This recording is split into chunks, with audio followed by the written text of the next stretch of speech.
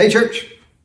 In the Gospel of Matthew, Jesus begins to draw the Sermon on the Mount to a close with the words, therefore, everyone who hears these words of mine and puts them into practice is like a wise man who built his house on the rock.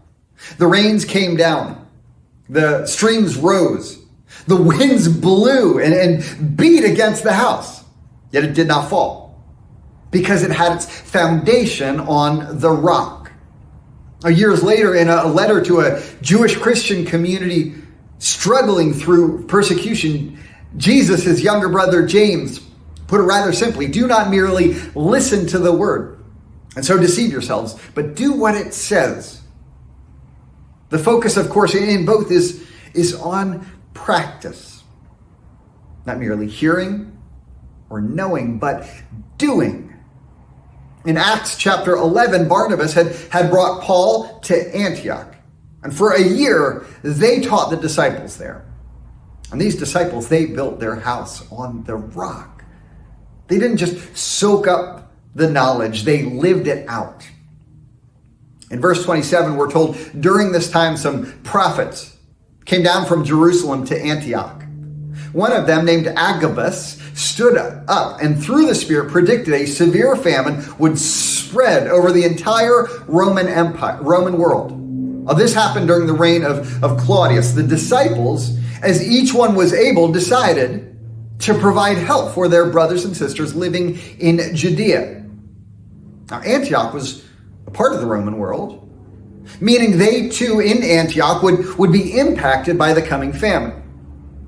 It provokes the question, why would they give so generously to the church in Judea when they themselves would also need their own resources for survival?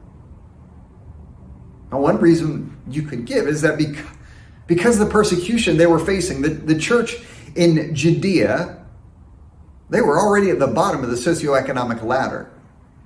They were already hurting and therefore the least equipped to face the hardships before them. And that explains the need, but not the motivation.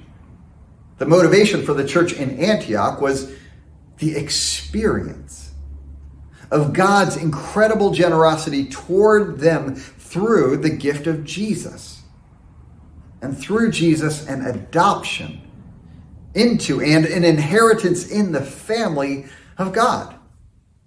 God's generosity wasn't a Bible study topic to be contemplated, but an experience to be felt.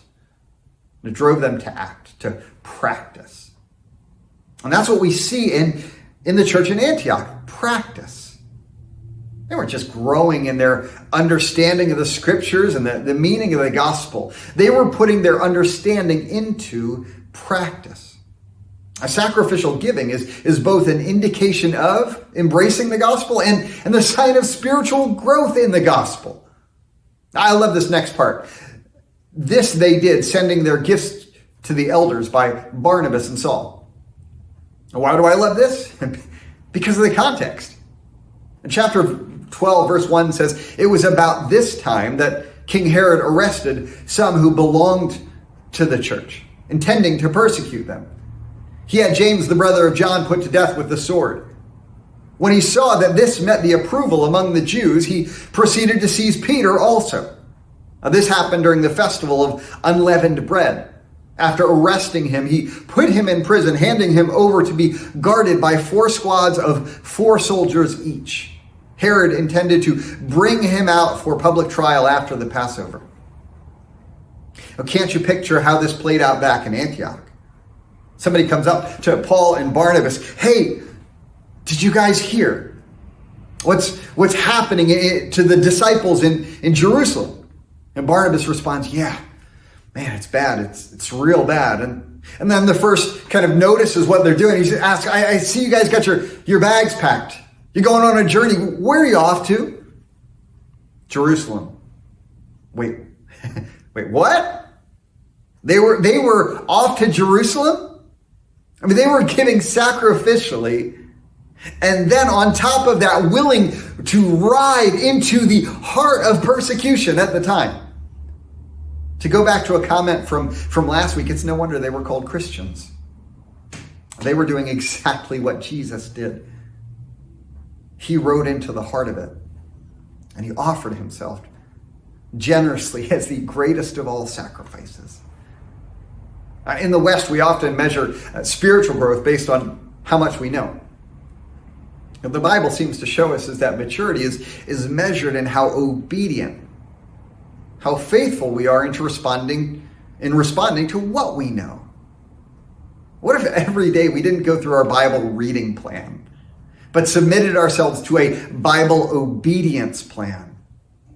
Reading through God's word and asking, God, what do you have for me today? And how can I faithfully respond to it? Even sacrificially so. I'll let you think about that. Have a blessed week, church.